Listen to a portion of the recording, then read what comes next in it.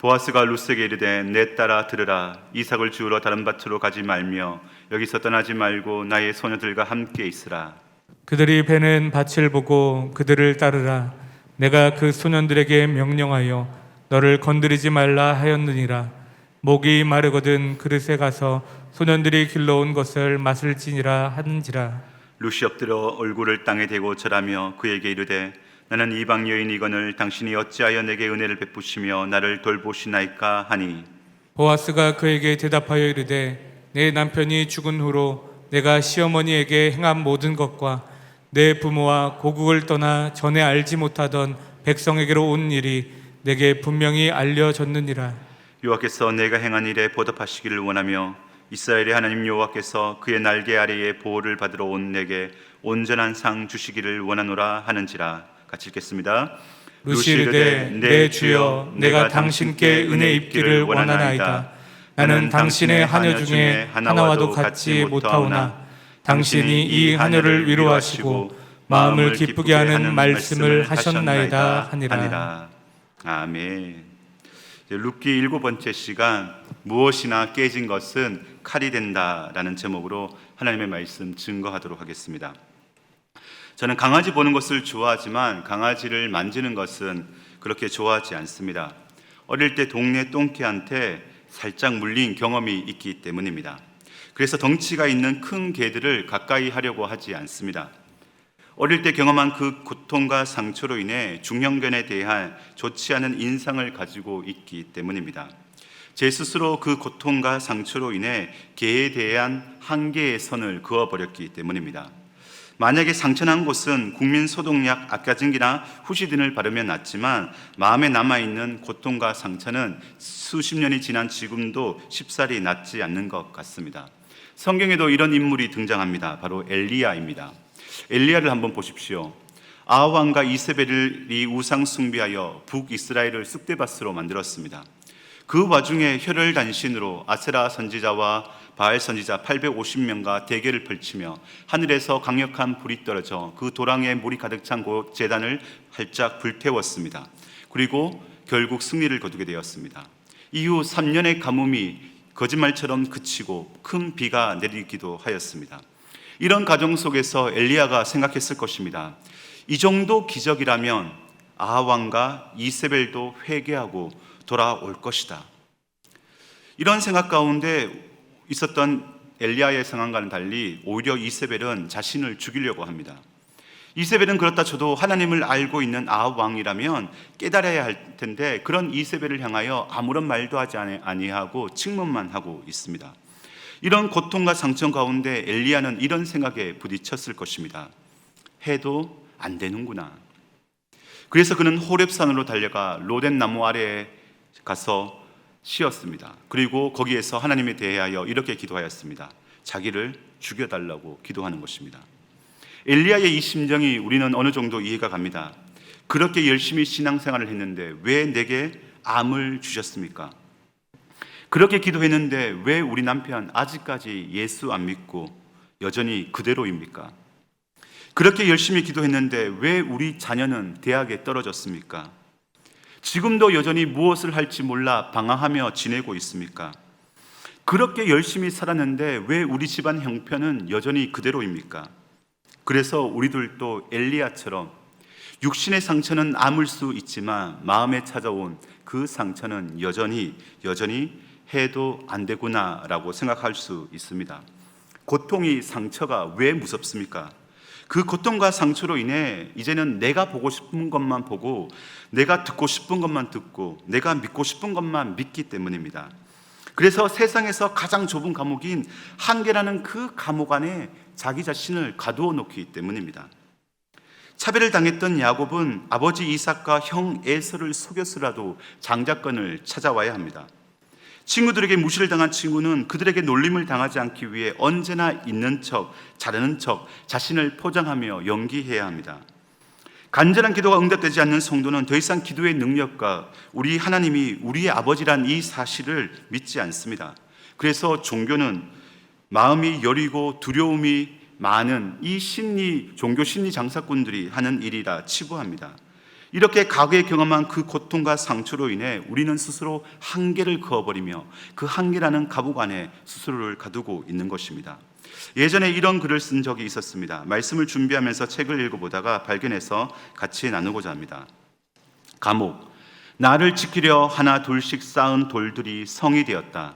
그러나 이제는 나조차도 그 성에서 나갈 수 없는 감옥이 되어버렸다. 고통과 상처로 인해 생긴 한계라는 돌들이 나를 죄수로, 나를 간수로 만들어 버렸기 때문이다. 우리는 이렇게 우리가 쌓아버린 그 한계라는 선에, 그 성에, 감옥에 갇혀 스스로 갇혀버리는 우스운꼴을 당합니다. 여전히 기도해도 안 되는구나. 여전히 우리의 인생은 여기까지구나. 이렇게 우리 스스로 한계를 지으며 그 감옥에서 탈출조차 시도하지 않는 것이 바로 우리의 인생이라 할 수 있습니다. 우리들은 혹여나 이렇게 고통과 상처로 인해 우리의 스스로의 한계를 그어버리며 감옥에 가두고 있지는 않습니까? 눈에 보이는 상처는 다 아물었지만 여전히 이해할 수 없는 문제와 고통이 내 생각과 내면을 지배하여 하나님에 대한 오해를 우리는 하고 있지 않냐는 것입니다. 그렇다면 오늘 말씀을 주목하십시오. 오늘 말씀을 통하여 우리가 만들어 놓은 이 한계라는 이 감옥을 탈출할 수 있는 은혜를 경험하기를 예수님의 이름으로 축복합니다. 따라해 주시면 감사하겠습니다. 첫 번째, 무엇이나 깨진 것은 칼이 된다. 혹시 설거지하다가 접시 깨트려 번진 적이 있으신가요? 접시가 깨어지면 어떻게 될까요? 그렇습니다. 깨진 그 면들은 다 날카로운 칼날이 됩니다. 그래서 오세영 시인은 그릇이라는 시에서 이렇게 얘기합니다. 무엇이나 깨진 것은 칼이 된다. 세상에 존재하는 것 중에 깨어지는 것은 모두 날카로운 칼이 되어 결국 너를 찌르고 나를 찌르는 칼날이 되어서 우리를 다치게 한다는 것입니다. 희대의 살인마 유영철, 정남규, 강호순을 보십시오. 어렸을 때부터 부모로부터 받은 학대가 있었습니다. 아동폭력도 있었고 심지어는 성폭행도 있었습니다. 학교에서는 왕따를 당하였고 선생님으로부터는 차별받으며 폭행도 당하였습니다. 그 차별들로 인하여서 그들의 마음은 산산이 깨어져 버렸습니다.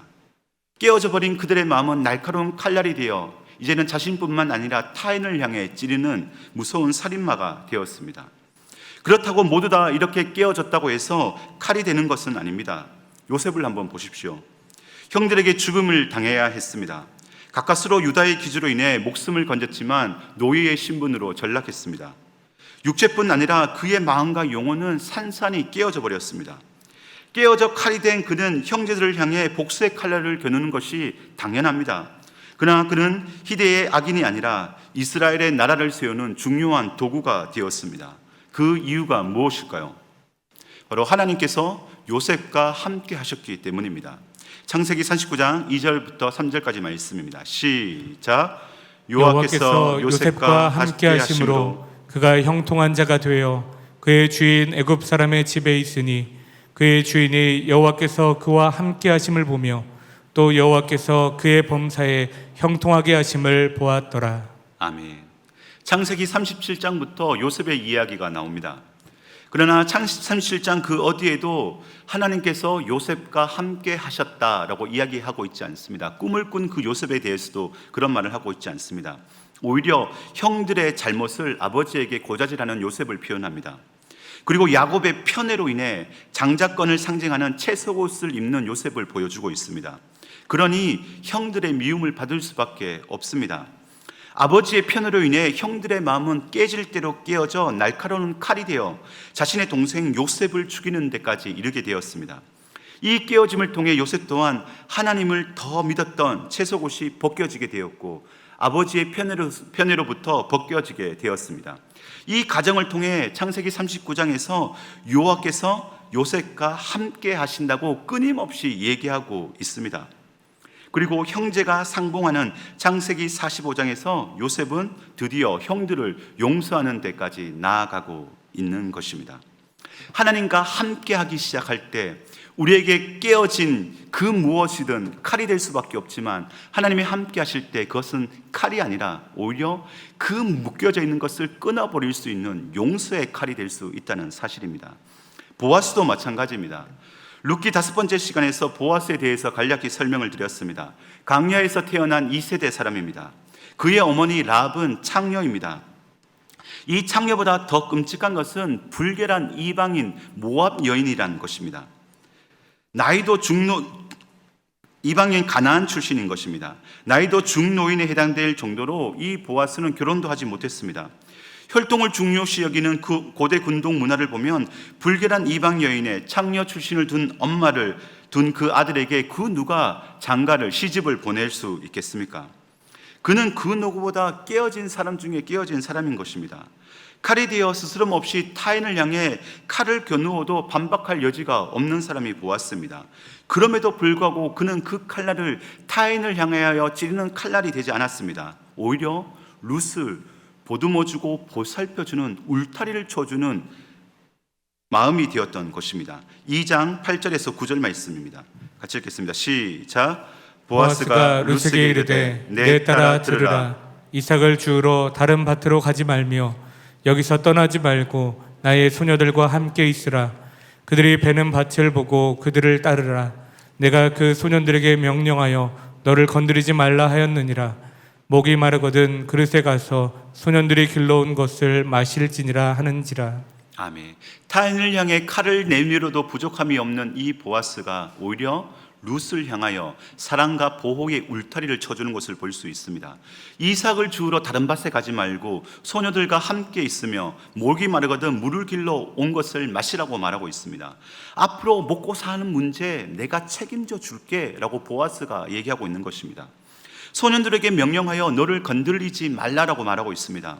젊은 가부요 이방인이었기에 이방 땅 베들레헴에서 살아가는 것은 혹여나 몹쓸 짓을 당할 수 있기 때문입니다. 이에 대해서 이 소년들과 함께 있음으로 말미암아 보아스가 룻의 신변을 이제는 책임져 주고 보호해 주겠다는 약속의 의미인 것입니다. 남편을 일찍 떠나보내고 갑으로 이방 땅에서 이삭 죽기하며 살아가는 깨어져 버린 룻. 그래서 칼이 될 수밖에 없어 타인을 향해 그 날카로운 칼날을 휘두를 수밖에 없는 룻을 향하여 보아스는 안전한 보호의 울타리를 쳐주고 있는 것입니다. 왜 이렇게 보아스는 깨어져 버려 칼이 되어 버릴 수밖에 없는 룻의 인생에 보호의 울타리를 쳐주게 되었을까요? 자기 자신 또한 깨어져 버려 타인을 향하여 칼을 내밀어도 부족함이 없는 이 보아스가 룻을 향하여 이 보호의 울타리를 쳐주게 되었을까요? 그것은 바로 10년의 이 흉년 기간 동안 하나님이 나와 함께 하심을 경험하였기 때문입니다. 10년의 흉년으로 많은 사람들이 하나님은 없다 하여 스스로 베들레헴을 떠나게 되었습니다.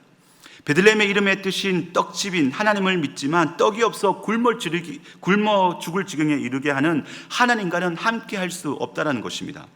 그래서 그들은 하나님과 함께하는 것이 아니라 세상을 향하여 모압을 향하여 먹을 것을 주는 그 이방 땅을 향하여 달려나갔던 것입니다. 하지만 보아스는 이 10년의 흉년의 고통과 상처는 오히려 나를 가두는 감옥이 아니라 하나님이 나와 함께하고 있다는 사실을 더욱더 명확하게 경험할 수 있는 기회가 된 것입니다. 그래서 룻기 6번째 시간에 그가 끊임없이 보리 씨앗을 뿌릴 수 있는 이유가 바로 여기에 있습니다. 하나님이 오늘도 나와 함께 하시기에 그 하나님의 은혜로 말미암아 나는 굶어 죽을 지경이지만 그러나 타인을 향하여 기꺼이 공존의 손을 내밀 수 있는 이 보아스의 그 심정, 그 마음은 바로 하나님이 나와 함께 하고 있다는 것에서 출발하는 것입니다. 그래서 그는 이 은혜로 가난한 자들과 함께 공유합니다. 주신 은혜를 통하여 하나님이 나와 함께 하고 있다는 사실을 드러내고 나타납니다. 그것이 2장 1절에서 보아스를 소개하고 있는 내용인 바로 유력한 자라는 이 단어를 통하여 우리에게 드러내주고 있는 것입니다. 맥스 루케에다가 쓴 예수님처럼이라는 책에 이런 말이 나옵니다. 하나님은 당신을 있는 그대로 사랑하신다. 그러나 그대로 두시지는 않는다. 하나님은 당신이 예수님처럼 되기 원하신다. 하나님은 우리를 깨어져 버려 다른 사람을 찌르는 칼이 아니라 예수님처럼 되기 위해 고난을 사용하셔서 우리를 단련시킵니다. 10년의 이 고난과 상처를 통하여 부모님이 창녀 출신이요 또한 가나안 출신이라는 이 사실을 통하여서 우리의 깨어져 버린 것들을 이제는 싸매고 싸매어 예수님을 닮아가게 만들게끔 하나님이 오늘도 나와 함께 하신다는 사실을 믿게 만들게끔 하나님은 우연과 마침이라는 이 단어들을 통하여 일하고 역사하신다는 사실입니다. 그래서 자신처럼 깨어진 그 인생을 볼 수 있는 눈을 보아스에게 주었고, 더 나아가 그들의 보호의 울타리를 쳐줄 수 있는 보아스가 될 수 있었던 것입니다. 사랑하는 충일교회 성도님들, 혹여나 우리들은 고난과 상처로 인해 우리를 보호하기 위하여 쌓은 성이 오히려 감옥이 되어버리지는 않았습니까? 그래서 한계라는 감옥 속에서 우리는 죄수로, 때로는 간수로 살아가고 있지는 않습니까? 깨어진 칼이 되어 타인을 향해 그 칼을 오늘도 우리는 겨누고 있지는 않습니까? 그렇다면 우리들이 해야 할 일은 하나님이 오늘도 나와 함께 해 주시기를 간절히 사모해야 될 줄 믿습니다. 하나님이 오늘도 나와 함께 하여 주실 때 고난과 상처로 인해 깨어져 버린 칼이 되었다고 해서 그 칼날을 하나님을 향해, 세상을 향해, 타인을 향해 겨누는 것이 아니라 오히려 우리가 끊어버려야 할 것들을 끊을 수 있는 용서의 칼날이 되는 것입니다. 세상을 향해 달려갔던, 내 본능대로 살아왔던 것을 단호히 끊어버릴 수 있는 칼날로 다시 태어나는 것입니다. 그래서 보아스가 그렇게 했던 것처럼 누군가의 인생의 보호의 울타리를 쳐줄 수 있는 용서의 사람, 은혜의 사람이 될 수 있는 것입니다. 그런 자들은 바로 두 번째 은혜를 경험합니다. 따라해 주시면 감사하겠습니다. 슬픔도 않으면 따뜻하게 됩니다. 한마는 나오미를 향하여 그 누구도 손을 내밀어 주지 않았습니다. 따뜻한 밥 한 끼 먹으라며 보리 한 대도 주지 않았습니다. 그저 남편 아들 다 죽고 불결한 모압 며느리 혹 하나 붙여서 돌아온 나오미와 룻을 향한 싸구려 동정심과 멸시만 있었을 뿐입니다. 하지만 보아스만이 홀로 시어머니를 복령하며 깨어져 칼이 되어버린 룻에게 안전한 보호의 울타리를 쳐 주었습니다. 그래서 깨어져 버려 칼이 되어버린 룻을 따뜻하게 안아주고 있는 것입니다. 보아스는 슬픔도 않으면 따뜻하게 된다는 사실을 알고 있기 때문입니다. 하나님이 오늘도 나와 함께하고 계시니 깨어져 칼이 되어버린 그를 따뜻하게 안아주신 그 하나님의 은혜를 통하여 다른 누군가를 따뜻하게 안아줄 수 있는 마음이 이 보아스에게 나타난 것입니다. 이 슬픔을 아는 것은 룻이 먼저였습니다. 남편과 자식을 모두 잃어버려 깨어진 칼과 같은 시어머니 나오미를 룻은 못 본 채 하지 않았습니다. 죽을 고생할 것 같지만 그는 온몸을 던져 슬픔을 안았습니다. 지난 시간 말씀처럼 십자가를 등에 지고 살아가는 것이 아니라 가슴에 품고 살아간 여인이 바로 룻이었습니다. 그 슬픔을 안게 되었을 때 따뜻하게 됨을 지금 보아스를 통하여 마치 자신의 인생을 다시 되돌아보는 것처럼 지금 보고 있는 것입니다. 11절 12절 말씀입니다. 시작.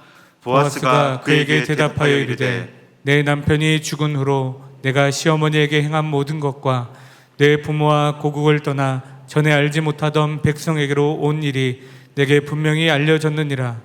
여호와께서 내가 행한 일에 보답하시기를 원하며 이스라엘의 하나님 여호와께서 그의 날개 아래 보호를 받으러 온 내게 온전한 상 주시기를 원하노라 하는지라. 아멘. 보아스, 아니 우리 하나님은 룻이 시어머니 나오미를 위해 어떠한 삶을 살았는지 자세히 알고 있습니다. 모압이라는 조국을 버리고 알지 못하던 이방 땅 베들레헴으로 온 그 결단을 알고 있습니다. 그것은 연민에서 나온 것이 아니라 여호와 하나님만이 피해야 할 수 있는 피난처임을 믿는 믿음이었다는 것도 알고 있습니다. 룻도 시어머니를 향하여 슬픔을 안았기 때문에 그 슬픔이 따뜻하게 되었듯이 이제는 하나님께서 보아스를 통하여 룻의 슬픔을 안고 있다는 이 사실을 알고 있습니다. 깨어져 버려 칼이 된 룻의 인생을 보아스는 이렇게 따뜻하게 안아주고 있습니다.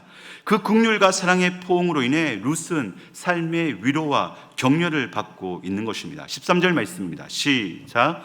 룻이 이르되 내 주여 내가 당신께 은혜 입기를 원하나이다. 나는 당신의 하녀 중에 하나와도 같지 못하오나 당신이 이 하녀를 위로하시고 마음을 기쁘게 하는 말씀을 하셨나이다 하니라. 아멘. 이렇듯 슬픔을 안으면 따뜻해집니다. 슬픔도 우리의 온 마음으로 가득히 안아준다면 그 슬픔 또한 따뜻해짐으로 변할 수 있다는 사실입니다. 포켓용 수납을 만드는 하우키즈풀이라는 브랜드가 있습니다. 이 회사의 대표가 어느 인터뷰에서 이 회사를 시작하게 된 이유에 대해서 이렇게 얘기한 것을 본 적이 있습니다.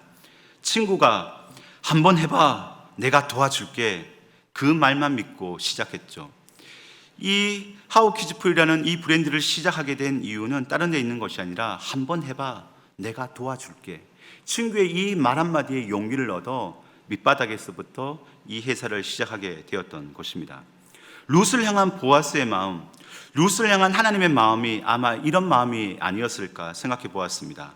룻, 한번 열심히 살아봐, 내가 도와줄게. 이것은 우리에게도 동일하게 적용됩니다. 하나님도 깨어져 칼이 되어버린 우리들을 향하여 말씀하고 계십니다. 한번 해봐, 내가 도와줄게. 오병이어 사건을 한번 보십시오. 예수님을 감동시키는 것은 헤롯의 화려한 궁전이 아니었습니다. 배고파하며 힘들어하고 있는 수많은 군중을 바라보며 불쌍히 여긴 아이의 이 따뜻한 마음이었습니다. 이 마음이 예수님의 마음을 감동시켰고 슬픔을 안으면 따뜻해질 수 있다는 이 마음을 통하여 예수님은 오병이어 기적을 일으키셨던 것입니다. 십자가가 무엇입니까? 손과 발에 못자국, 옆구리에 창자국, 머리에 가시자국, 온몸에 난 채찍자국, 칼이 깨어져 칼이 되어버려 그 누구라도 무참히 찔러버리는 우리를 온몸으로 안으신 예수님의 사랑의 흔적이 바로 십자가인 것입니다. 여전히 깨어져 찌르더라도, 그래도 여전히 피투성이가 되어 갈갈이 찢겨지더라도 우리 예수님은 오늘도 우리를 십자가로 따뜻하게 안아주시는 분이십니다. 그렇다면 우리들은 어떻게 해야 될까요? 깨어져 칼이 된 그 누군가를 우리는 피하고 있지는 않습니까?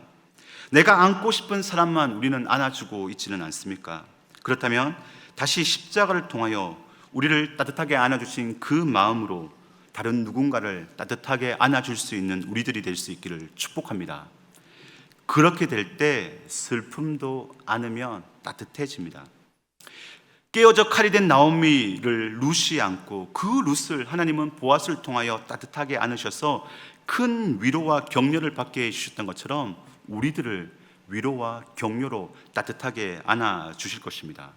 총회에도 들어오지 못한 모압 여인 룻이 굴세의 족보에 들어오는 기적을 누렸던 것처럼 사탄의 자녀요, 죄인인 우리를 십자가로 안으셔서 하나님의 백성이 되고 영원한 천국을 소유한 하나님의 자녀로 삼아 주실 것입니다.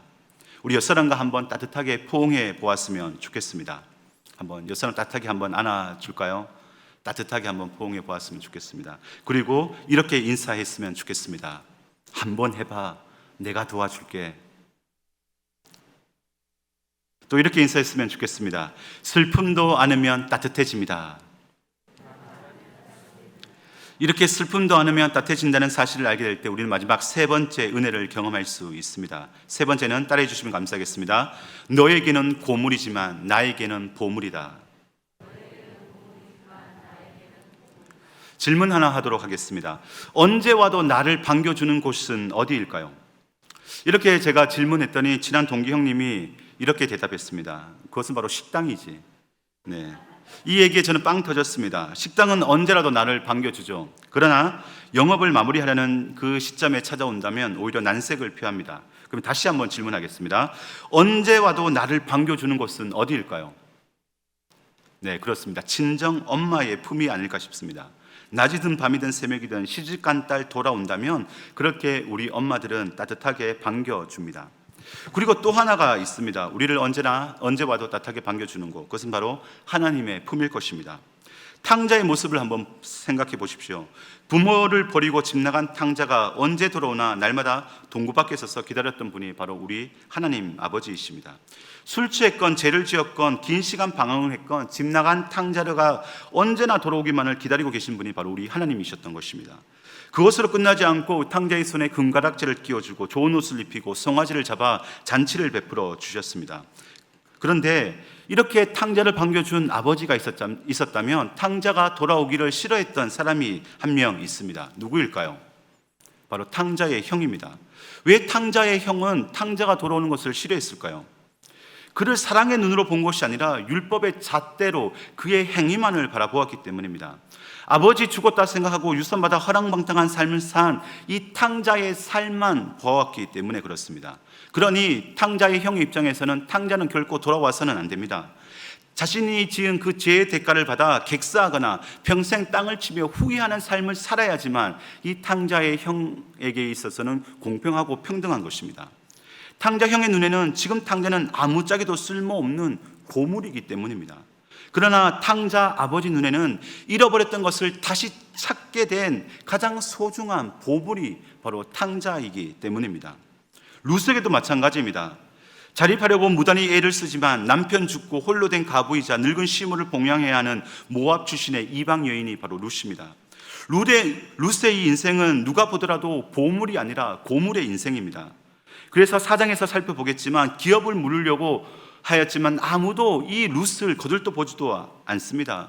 그를 손잡아 주는 사람이 없습니다. 따뜻하게 그의 인생을 안아주는 사람이 친척들이 있었지만 결코 그렇게 하지 않았습니다. 왜일까요? 룻을 바라보았을 때 그는 보물이 아니라 바로 고물 같은 인생이기 때문입니다. 어디에도 쓸모가 없는 인생이기 때문입니다. 그러나 하나님과 보아스에게 룻은 고물이 아니라 보물입니다. 이러한 마음씨와 믿음을 가진 자매를 그 어디에도 본 적이 없기 때문입니다. 아무도 룻을 반겨주지 않았지만 우리 하나님은 이 보물 같은 룻을 베들레헴으로 돌아오기를 탕자처럼 10년의 세월 동안 기다리셨던 것입니다. 보아스도 보물 같은 룻의 마음과 믿음을 보고 하나님께 상 주시기를 기도하고 있는 이유가 바로 여기에 있는 것입니다. 12절 말씀입니다. 시작. 여호와께서 내가 행한 일에 보답하시기를 원하며 이스라엘의 하나님 여호와께서 그의 날개 아래에 보호를 받으러 온 내게 온전한 상 주시기를 원하노라 하는지라. 아멘. 성경에는 나와 있지 않지만 아마 보아스가 룻을 기업 물을 자로 3장에서 이제 진행되는 과정 가운데 아내로 청할 수 있었던 이유가 바로 여기에 있었던 것 같습니다. 그가 바로 어떠한 삶을 살았는지, 어떠한 마음씨를 가졌는지, 어떠한 믿음을 가졌는지 이 보아스가 알고 있었기 때문에 그의 출신이 아니라, 그의 혈통이 아니라, 그가 가지고 있는 그 어떤 것이 아니라 바로 그 중심을 보았기 때문에 가능한 것이었습니다. 그렇다면 보아스가 왜 중노인이 될 때까지 결혼을 하지 않았을까? 우리는 그 답을 알 수 있습니다. 유력한 자였기에 많은 여자들이 찾아왔을 것입니다. 하지만 그들의 목적은 돈입니다. 그가 가진 명성입니다. 그리고 10년의 이 흉년의 기간 동안 그들의 신앙의 밑바닥을 이 보아스는 보게 되었습니다. 그러니 보아스의 눈에는 성에 찰 리가 없습니다. 더군다나 몸을 파는 기생 엄마를 둔 자신에게 돈이 목적이 아니라면 질신된 사랑으로 나오는 것은 불가능에 가깝기 때문에 그렇습니다. 그래서 그는 중노인 될 때까지 결혼을 못한 것이 아니라 결혼을 하지 않은 것이었습니다. 그런 와중에 보아스가 고물 같은 룻이 아니라 보물 같은 룻을 보게 된 것입니다. 보아스의 눈에는 그는 고물이 아니라 보물인 것입니다. 이스라엘 가운데 이러한 마음씨와 성품과 믿음을 가진 자매를 본 적이 없기 때문입니다. 친정 엄마도 아니고 시어머니면 시편도 읽기 싫어지는 것이 인지상정인데 시어머니를 위해 자신의 고향과 친척과 아비의 집을 떠나 이방 땅 베들레헴으로 온 이 룻의 이 마음을 보게 된 것입니다. 그것도 그냥 온 것이 아니라 하나님만이 나를 보호해 줄 수 있다라는 이 믿음을 가지고 온 이 룻을 바라보니 이 보아스가 한눈에 뿅 갈 수밖에 없었던 것입니다. 그러니 보아스에게 룻은 고물이 아니라 보물인 것입니다. 우리들은 어떠한가요? 우리들은 세상에 이리 치이고 저리 치이며 살아가고 있습니다. 하나님의 말씀보다는 세상 소리에 귀 기울이며 죄의 노예로 우리는 살아가고 있습니다. 내게 주신 것이 내 것이냐 우리는 허랑방탕하며 탕자처럼 그렇게 인생을 허비하며 살아가고 있습니다. 그 누구도 눈여겨보지 않고 오히려 핀잔을 줍니다. 멸시와 조롱을 받기도 합니다. 그래서 이제는 너덜너덜해져 고물을 뛰어넘어 괴물 같은 삶이 되었습니다. 그러나 우리 하나님은 괴물과 같은 우리들일지라도 괴물이 아니라 고물이 아니라 바로 보물로 보고 계시고 있다는 사실입니다. 왜일까요? 깨어져 칼이 되어 누구라도 찔러버리는 우리의 인생을 우리 하나님은 십자가를 통하여 안아주셨기 때문입니다. 날카롭고 예리한 그 칼날을 온몸으로 감싸 안으셨기 때문입니다. 십자가 보혈로 우리를 자녀 삼아 주셨기 때문입니다. 그러니 아버지가 죽었다 생각하여 자기 유산을 가지고 세상에서 허랑방탕한 인생이라 한달지라도 그 인생을 동굴밖에 서서 눈꼽아 기다릴 수밖에 없는 것입니다. 왜요? 그 인생은 고물이 아니기 때문입니다. 괴물이 아니기 때문입니다. 바로 아버지 눈에는 보물이기 때문입니다. 우리들도 마찬가지입니다. 너덜너덜해진 우리의 인생, 누가 봐더라도 고물 같고 괴물 같은 인생이라 한달지라도 우리 하나님은 우리의 아버지시기에, 우리는 그 하나님의 자녀이기에 그 어떠한 너덜너덜한 인생이라 한달지라도 고물로 보는 것이 아니라 십자가로 다 안아주셨기 때문에 우리를 보물로 보고 있다는 사실입니다. 우리 옆 사람 보면서 이렇게 인사했으면 좋겠습니다. 고물이 아니라 보물이 여기 계셨군요. 맞습니다. 우리는 고물이 아니라 보물입니다. 더 이상 고물로의 인생을 살아가는 것이 아니라 보물의 인생을 살아가는 저와 여러분이 되었으면 좋겠습니다. 마지막으로 이 이야기를 하고 말씀을 마치도록 하겠습니다. 세계 문화유산이자 미켈란젤로가 만든 대작품 피에타라는 것이 있습니다. 데이소가 만든 이 석상은 그야말로 세계의 문화유산입니다. 이 피에타에게 남모를 순환이 있었습니다. 1972년 5월 20일 라즐로 토스라는 이름의 지질학자가 나는 죽음으로부터 부활한 예수 그리스도다라고 외치며 이 석상을 공격했기 때문입니다. 33살의 나이에 그는 자신이 부활한 예수 그리스도라며 피에타상을 지질학자가 쓰는 그 암석 망치를 가지고 15차례나 내리쳤습니다. 이로 인해 성모의 코와 왼쪽 눈꺼풀, 머리와 벨이 베었고 왼쪽 팔은 완전히 떨어졌고 그 손가락은 완전히 산산조각이 났습니다. 이후 세계 최고의 복원팀이 구성되어 10개월여 만에 복원되어 산피에로 대성당으로 돌아갔습니다. 그 결과 우리가 존중해 보았던 것처럼 설명하지 않으면 모르고 지나갈 버릴 정도로 완벽한 복원 작품을 이루게 되었습니다. 이것이 바로 그 로즈가 파괴했던 그 석상의 사진이었고, 우리가 좀 전에 맨 처음 보았던 그 사진이 깨어진 석상이라고는 상상할 수 없을 정도로 완벽한 복원을 이루었던 것입니다. 세상에 깨어진 것도 복원팀이 맡으면 이렇게 티가 나지 않을 정도로 완벽하게 복원하는데 하물며 우리를 창조하신 하나님은 어떨까요? 깨어져 예리한 칼이 되어 타인을 향해 끊임없이 난도질하는 우리 인생들, 너덜너덜해져 고물같이, 아니 괴물같이 되어버린 우리 인생들, 그런 우리들을 우리 하나님은 십자가 품으로 따뜻하게 안아주십니다. 그래서 이제는 복원을 뛰어넘어 새로운 피조물로 우리를 다시 재창조해 주셨습니다. 깨어지고 망가진 고물이 아니라 걸작품 중에 걸작품인 보물로 우리를 만들어 주시고 지금도 보고 있다는 사실입니다. 사랑하는 충일교회 성도님들, 인생에 찾아온 고난과 고통, 상처로 인해 깨어져 버렸습니까? 그래서 끊임없이 칼이 되어 자기 자신을 찌를 뿐만 아니라 타인을 향하여 그 칼날을 겨누고 찌르고 있지는 않습니까? 아니면 스스로 자기를 지키기 위해 쌓은 돌들이 감옥이 되어 내가 죄수가 되고 내가 간수가 되고 있지는 않습니까?